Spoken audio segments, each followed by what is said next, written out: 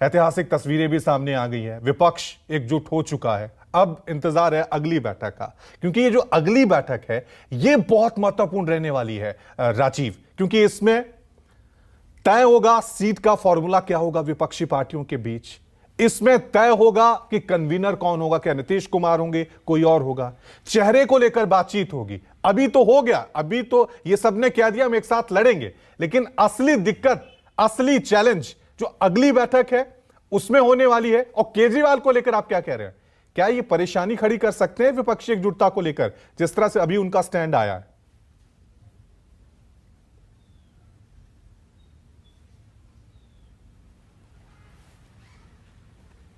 देखिए, एक बात तो तय है रवि कि विपक्षी एकता की दृष्टि से अगर आप देखें तो 23 जून की बैठक एक माइलस्टोन थी, एक मील का पत्थर साबित होगी। इतने राजनीतिक दलों का एक साथ आना, और मैंने आपको बताया कि ममता बनर्जी का बहुत स्टेटमेंट इम्पोर्टेंट है। और 23 जून को ये तय हो गया कि मुझे ऐसा लगता है, आगे जो भी हो, कि ये जो विपक्षी एकता की बात हो रही है, अपने आप को अरविंद केजरीवाल ने जानबूझकर इससे अलग कर लिया है। वो उस भीड़ में शामिल होना नहीं चाहते। उनको एक कहावत है भोजपुरी में कि रोने को थे आंख में चोट लग गई, तो उनको इस विपक्षी एकता से अपने आप को अलग दिखाना था। इसलिए उन्होंने अध्यादेश, ऐसा लगता है उन्होंने अध्यादेश की बात को इतनी ज्यादा प्रमुखता दे दी उस बैठक में, जिससे कि कल से सोशल मीडिया पर उनकी पार्टी और उनकी पार्टी के नेताओं के बयान जिस तरह से आ रहे हैं, उससे ऐसा लगता है कि उनके रास्ते अलग और जुदा हो चुके हैं। मुझे बहुत शंका है कि केजरीवाल 12 जुलाई की जो बैठक है शिमला, वो कांग्रेस शासित प्रदेश में है। आपको मालूम है कि हिमाचल प्रदेश, आप खुद ही उसी प्रदेश से आते हैं, आपको मालूम है कि पंजाब से सटा हुआ वो इलाका है। और अरविंद केजरीवाल ने हिमाचल प्रदेश चुनाव कितना जोर शोर से वहां लड़ने की तैयारी शुरू की थी, और जैसे ही चुनाव अपनी बुलंदियों पर पहुंचा, अरविंद केजरीवाल की पार्टी का उधर कहीं पता नहीं चला। जबकि पंजाब, जिसके अच्छे गवर्नेंस की बात आम आदमी पार्टी करती है, उससे सटा हुआ हिमाचल प्रदेश है, लेकिन वहां पर वो कुछ न कर सके। तो मुझे ऐसा लगता है कि कांग्रेस शासित प्रदेश और खासकर शिमला में अरविंद केजरीवाल उस बैठक में जाने से बचेंगे, या तब तक कुछ रास्ता वो अलग अख्तियार करेंगी। इसकी वजह बहुत साफ है कि 2 राज्यों में उनकी सरकार है, 2 राज्यों में वो बहुत महत्वपूर्ण है, 2 राज्यों में राजनीतिक तौर पर और चुनावी दृष्टि से केजरीवाल बहुत ताकतवर है। अगर हाल के चुनाव का नतीजों के आधार पर अगर आप देखेंगे तो केजरीवाल दिल्ली और पंजाब में बहुत मजबूत दिखाई देते हैं। ऐसे में कांग्रेस पार्टी की ही वोटों से, और केजरीवाल की एक परेशानी और मैं आपको बताऊं कि अभी जो नगर निगम के चुनाव हुए थे उसमें केजरीवाल और उनकी टीम को कतई यह अंदाजा नहीं था कि भारतीय जनता पार्टी 3 अंकों तक पहुंच जाएगी। वो एमसीडी में बहुमत पाने में तो कामयाब हुए, लेकिन अपनी अपेक्षा के अनुरूप और विधायकों की संख्या के समानुपातिक तौर पर वो एमसीडी के नतीजे हासिल करने में कामयाब नहीं हुए। उसकी वजह अगर आप देखें, माइनॉरिटी वोट्स अगर देखेंगे, और जो माइनॉरिटी वोट्स के दबदबे वाली जो सीटें हैं, वहाँ कांग्रेस का प्रदर्शन आम आदमी पार्टी से बेहतर रहा था।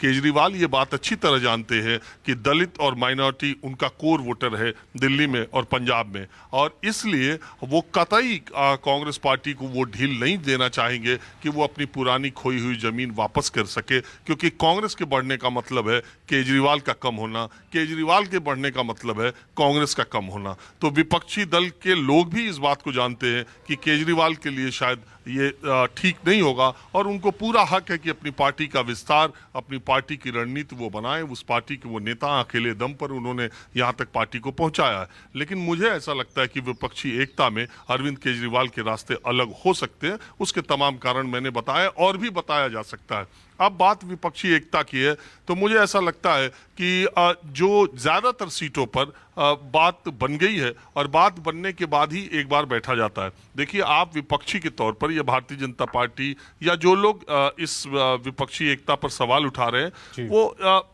ये कह सकते हैं कि ये फोटो सेशन है, वो ये कह सकते हैं कि ये चाय पीने की बैठक है, लेकिन ये जो नेता शरद पवार चाय पीने के लिए और फोटो सेशन के लिए कहीं नहीं जाते, ये ममता बनर्जी चाय पीने और फोटो सेशन के लिए कहीं नहीं जाती, ये नीतीश कुमार, लालू प्रसाद यादव फोटो खिंचवाने के लिए साथ नहीं आए थे।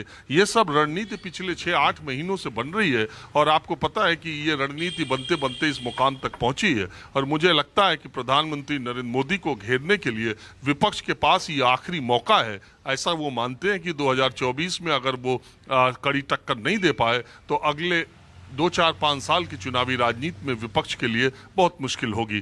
जहां तक आज 25 जून की बात है, इमरजेंसी है और निश्चित रूप से भारत के लोकतंत्र का ये सबसे काला दिन माना जाएगा जब सबसे बड़े लोकतंत्र में इस तरह से इमरजेंसी लागू की गई। लेकिन उसके कई सवाल भी हैं। इमरजेंसी लागू की गई और इंदिरा गांधी की उस समय लोकप्रियता बहुत नीचे आ गई थी, उनका ग्राफ बहुत नीचे आया था और विपक्षी दल के नेता एक मुश्त एक साथ खड़े हो गए थे। आज जेपी नड्डा, लालू प्रसाद यादव को वो दिन भले याद दिला रहे हो, लेकिन असलियत ये भी है कि भारतीय जनता पार्टी ने, भारतीय जनसंघ ने इंदिरा गांधी के खौफ से कहिए या विरोध में कहिए, अपनी पार्टी का विलय ही जनता पार्टी में कर दिया था, पार्टी ही मर्ज कर दी थी। और वही लालू प्रसाद यादव उसी खेमे में खड़े थे इंदिरा के खिलाफ जहां अटल और आडवाणी थे, उसी सरकार को समर्थन दे रहे थे जिसमें अटल और आडवाणी मंत्री थे। लेकिन ये जो कुनबा भानुमति का बना था इंदिरा गांधी के खिलाफ, वो कितनी जल्दी बिखर गया और देश कितनी जल्दी इमरजेंसी को भूल के